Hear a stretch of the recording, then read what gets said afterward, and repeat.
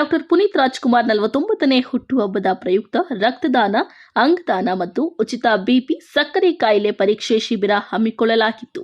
ಕೋಲಾರ ಜಿಲ್ಲೆಯ ಶ್ರೀನಿವಾಸಪುರ ತಾಲೂಕಿನ ರಾಮಕೃಷ್ಣ ಬಡಾವಣೆ ಪುರಸಭೆ ಎದುರುಗಡೆ ಡಾಕ್ಟರ್ ಪುನೀತ್ ರಾಜ್ಕುಮಾರ್ ಅವರ 49ನೇ ಹುಟ್ಟುಹಬ್ಬವನ್ನು ಪುನೀತ್ ರಾಜ್ಕುಮಾರ್ ಅಭಿಮಾನಿಗಳ ಬಳಗದಿಂದ ಸುಮಾರು 2500 ಜನಕ್ಕೆ ಅನ್ನದಾಸೋಹ ಕಾರ್ಯಕ್ರಮವನ್ನು ಸಹ ಹಮ್ಮಿಕೊಂಡಿರುವುದಾಗಿ ಹೇಳಿದ್ದಾರೆ.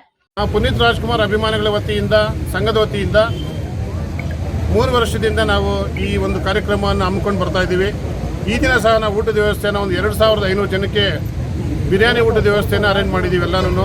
ಈ ಕಾರ್ಯಕ್ರಮಕ್ಕೆ ಪಟ್ಟಣದ ಸರ್ಕಲ್ ಇನ್ಸ್ಪೆಕ್ಟರ್ ಎಂಬಿ ಗೊರವನಕೊಳ್ಳ, ಪುರಸಭೆ ಮುಖ್ಯ ಅಧಿಕಾರಿ ಸತ್ಯನಾರಾಯಣ ದೀಪ ಬೆಳಗಿಸಿ ಉದ್ಘಾಟನೆ ಮಾಡಿದ್ದಾರೆ. ಇದೇ ಸಂದರ್ಭದಲ್ಲಿ ಬೃಹತ್ ಗಾತ್ರದ ಕೇಕ್ ಕತ್ತರಿಸುವ ಮುಖಾಂತರ ಚಾಲನೆ ನೀಡಿದ್ದಾರೆ.